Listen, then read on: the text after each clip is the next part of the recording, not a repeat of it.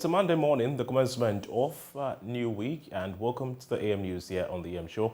My name is Kwesi Schandorf. So, very first story. Former President John Dramani Mahama has described President Akufo-Addo's government as a scam and the worst in Ghana's Fourth Republic. Mr. Mahama, who spoke at the National Democratic Congress's Lawyers Conference, said the current worsening state of the economy must be laid squarely at the doorstep of President Akufo-Addo and Vice President Bawumia. Our economy is in a dire situation. Our economic fortunes deteriorate with every passing day, and this places our democracy in danger by the stress that it places on our people in respect of their daily survival. Ghana is facing an unprecedented economic tailspin of runaway inflation, which is currently measured at above 30%, a fast depreciating currency trading above 10 cedis to $1 US, an unsustainable debt burden exceeding 90% of GDP, with the inclusion of the recent Bank of Ghana financing of the debts, the Afri-Exim facility recently approved by Parliament, the Sino Hydro loan, and the collateralization of our GET fund and our energy sector levy. Let me add without equivocation, ladies and gentlemen, that this threat to the progress of our dear country is completely self-inflicted by a government that has proved to be the greatest political scam in the history of the Fourth Republic.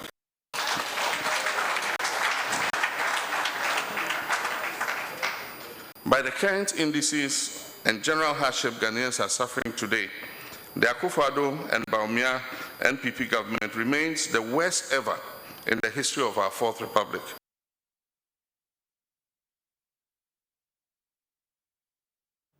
Former President John Mahama also says that Ghanaians must be concerned about what he says is the waning trust in the judicial system. Recently, so badly has the image of our judiciary deteriorated that many of our citizenry openly make mockery of our justice system and of our justices. The phrase, "go to court," is these days met with derisive laughter instead of hope that one will truly get justice if he went to the courts. If people are not poking fun about politics and inducements being used to sway the hand of justice in the lower courts, then it is poking fun and making statements about the 7-0 of the unanimous FC. Verdicts which mostly involve cases of a political nature in our Supreme Court. This is an unfortunate but serious development. One of the scariest existential threats to any democracy is when citizens think their judiciary holds no value for them or no use to them. And this is the security threat that the national security apparatus tried to draw the attention of the nation to recently, but was poorly received by the president and his party. Now, 2020 parliamentary candidate of the governing New Patriotic Party in the West Central constituency has denied being the mastermind of the lockout of the regional youth organizer of the party, Hamid Sana. Supporters of the party, especially youth activists, on Sunday moved to the secretariat and found that there were 3 additional padlocks apart from what was used to lock the office on Saturday. Upper West Regional Correspondent Rafiq Salam reports that after consultations between the regional youth organizer and some party supporters, the secretariat was broken into and all office equipment carted out and relocated to the West Central Youth Secretariat of the New Patriotic Party. For the 3rd time in 4 years, the Upper West Regional Youth Organizer of the NPP has been locked out of office.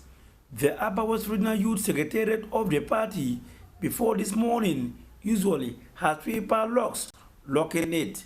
However, officers and party activists who usually sit there during their leisure time got there and met 3 additional padlocks, increasing the number to 6.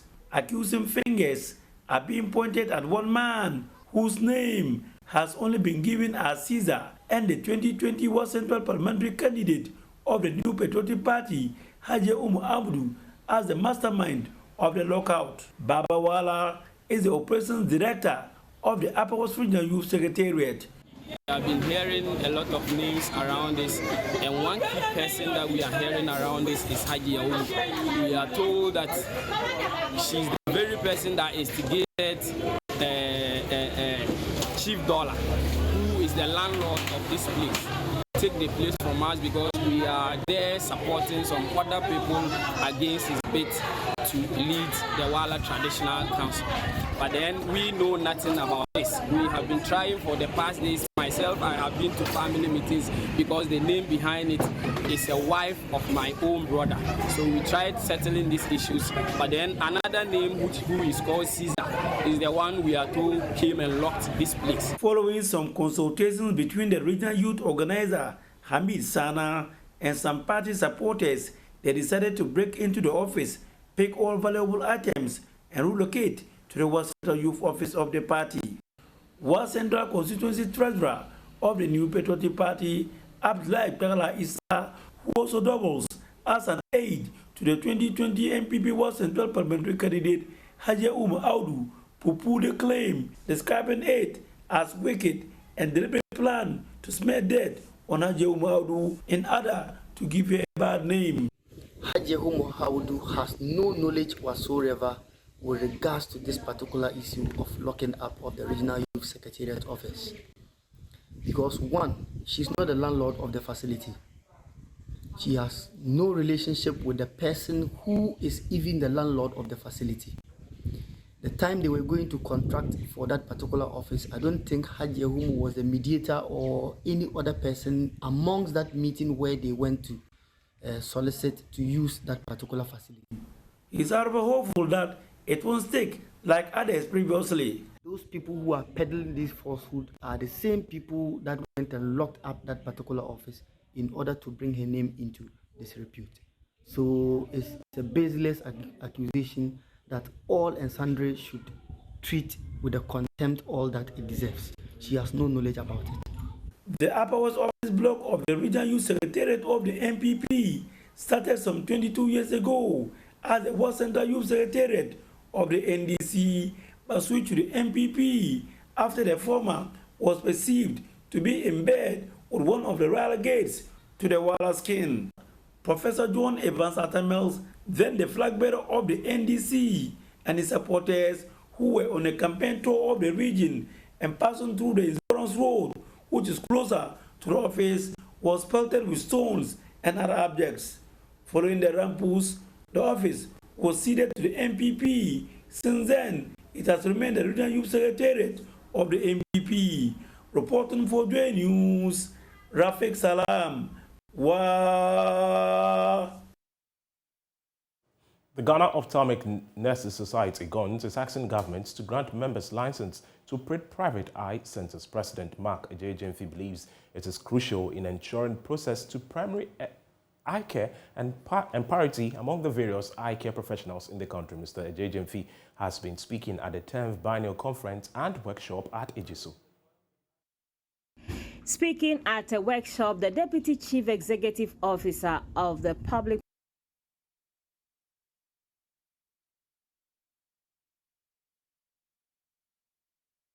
We'll bring you details later, but the Catholic Bishops' Conference wants the chiefs and people at Kute, a community in the Jasika municipality of the Otsi region, to help end child labor in the area. The area has become noted for child labor activities on both cocoa and ginger farms. The bishops say the involvement of traditional authorities will help end the menace in the area. Peter Seno has more in the following report. In 2021, the Catholic Bishops' Conference and the Caritas program in the Jasican Diocese inaugurated a committee whose task is to end child labor in farming communities in the diocese, which covers almost the entire Oti region. Reverend Father Pius Biamse of the Good Shepherd Parish at Jasican is the lead advocate for ending child labor in the diocese. According to him, it is difficult to measure success over just a year, but some progress has been made. It is difficult to measure our success because after the program, everybody would have gone to their communities. So you don't know what is going on there. But the good thing is that we have been able to form 2 study groups in Guama. And this year we have formed 4 more. So we want the children themselves to become our advocates. So we visit them, and then whatever message we have, we tell them, we involve them, and they continue to spread the news. Nana Nyamiche is the representative of the chief at Kute. According to him, having personally sent 2 parents to the Social Welfare and Community Development Unit for child labor concerns, the traditional authority has banned children from staying up after 8 p.m. to ensure they study and become useful individuals. As a traditional, we have initiated some bylaws, most especially at funeral grounds.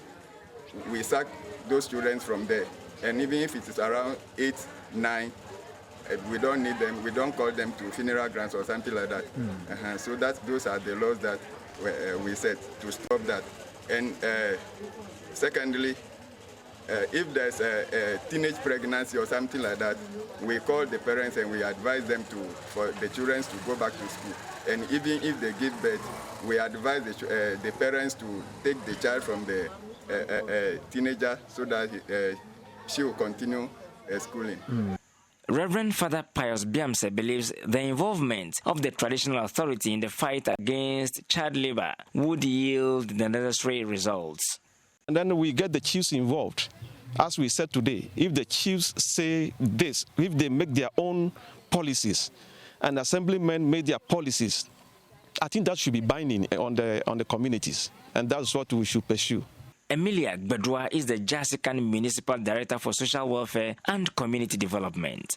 She wants the support from groups and individuals to enable her outfit carry out more community sensitization since child delinquency in the municipality is on the increase. Millicent Edubwame is the OT Regional Girls Education Officer. She is calling on parents to support the children who get pregnant to return to school, as the region has succeeded in getting 183 girls back to school from only 400 communities. All children, especially girls who have been gotten pregnant, they have to come back to school. That is why we were able to get 183 girls returning with pregnancy without fear, because there's education has been given to teachers and then the parents. We did a lot of community sensitization. It's still ongoing. And so we are saying that parents who have their children being pregnant, sometimes no fault years of theirs, we should encourage them to come back to school. They should take their children and care for the babies that they have gotten, and the girls should come back to school for them to continue their education. Peter Sanu for JoyNews. Well, let's return to our earlier story where the Ghana Ophthalmic Nurses Society is asking government to grant members license to operate private eye centers. Mr. Ejejemfi said this at the 10th Biennial Conference and Workshop at Ejiso under the theme Ophthalmic Nurses, a Voice to Lead in the Universal Eye Health Coverage, Respect Our Right to Private Practice. He observes the lack of job description has hindered the career progression of members. Of eye care professionals in Ghana, they are the frontiers of eye health in all areas of health delivery in the country. That's from the national to the remotest village. Sponsorship packages for members pursuing specialist training at the Ghana College of Nurses and Midwives and provision of the needed logistics and equipment were also expressed by the association. Ministry of Health, HIFRA, and any other agencies concerned to expedite action on ensuring that ophthalmic nurses who wish to operate private eye centers are given the license as pertain to other eye care professionals.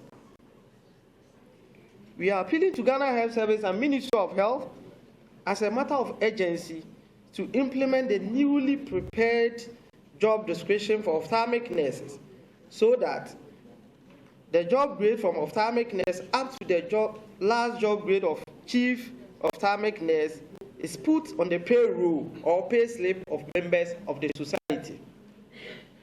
we call on our mother association, JNMA, to assist us in getting our job description implemented.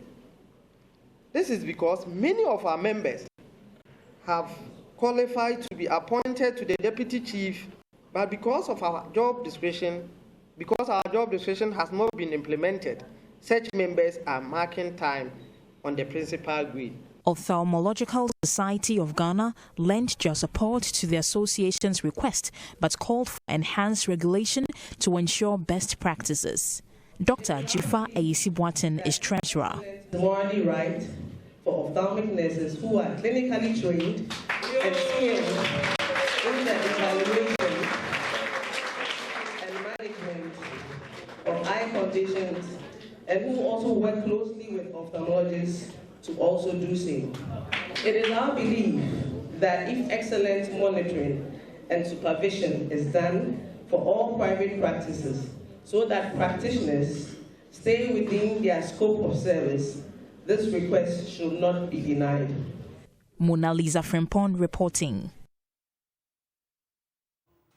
Not a very large story. A newly built pro-poor health facility has been opened for the people of Bolibamboy to reduce maternal mortalities in over 80 villages across the area. The 100-bed hospital project, spearheaded by Dr. David Mensah, a native of the district, with support from international partners, is to, among other things, bring healthcare delivery closer to the people who used to travel several kilometers to the district capital to seek for healthcare. And Asabet has more in the following report. With the goal of reducing mother and infant mortalities in over 80 villages in the northern part of the country, the Liata Hospital project was conceived. The project, which was only a dream in the year 1972, is today a reality 50 years down the lane. Dr. David Mensah, who is the Na Tibalakala, the Jasihene of the more traditional council, is the brain behind this project. This is a dream come true, and it is a very happy occasion for me because I have a memory of the past. My father developed a hernia, and it became a strangulated hernia, and my father died as a result of it. My sister, Abena Kara, died when she wanted to deliver her child. This hospital, I have named it Liata in our language, meaning rescue us. If this hospital was here, perhaps my father would not have died for me to suffer so much. My sister would have been alive today. The state-of-the-art pro-poor Liata Model Hospital, situated at Carpenter, a community along the Bamboiwa Highway, was funded by the Northern Empowerment Association and the Ghana Rural Integrated Development with support from international partners. Dr. Mensah used the opportunity to thank the people who played key roles in raising the funds to make this dream a reality. I am so thrilled that many people have stood with me to work for this thing to come to pass. In fact, I want to thank you all. Dr. Jennifer Wilson is the Director of International Partnership and Canadian Consultant for Family and Emergency Medicine at the Liata Hospital. She noted that the facility is here to help save the number of people, particularly women, who lose their lives due to the absence of a facility to provide them with care. It was 15 years ago that you chiefs and queen mothers welcomed us with open arms into your villages. While we were in your villages, we saw with our eyes and we heard with our ears how your people have suffered. You told us of the women who died in childbirth and of the children who were lost to infectious diseases. Today, that dream that you, the sons and daughters of this land, are standing on your own is come true. Member of Parliament for Bole Bamboy constituency, Alhaji Suleimana Yusuf Ori, couldn't hide his joy as the 100-bed capacity hospital would complement quality healthcare delivery of the area. What we are seeing today is the clamors of their intervention in the area of health. A very magnificent, beautiful, one in town, 100-bed hospital from our community. I am indeed proud that as a member of Parliament for this area, one of the things that has happened during my reign is this beautiful project. Minister for Health and Member of Parliament for the Boya Mankargu constituency, Alhaji Asei Seni, on his part, acknowledged that the project will bring enormous benefits to the people of the area and the country as a whole. Undoubtedly, this project will bring enormous benefits to the people of Kapenta and Ghana as a whole. This project brings me joy as it's one of the most important and bold strides taken to bridge healthcare infrastructure between the southern and northern belts of the country. The good news, however, for the people beyond this beautiful edifice is the fact that the community is said to have an additional facility which will serve as a center of excellence for research for university students. We want to give you the gift of a training center for education and research. The Liata Education and Research Center will be on these very grounds, and it will be a center of excellence. Anna Sabit, JoyNews, Carpenter. That's all for the bulletin this morning. My name is Kwesi Schandorf. I leave you in the company of Benjamin and Brennis.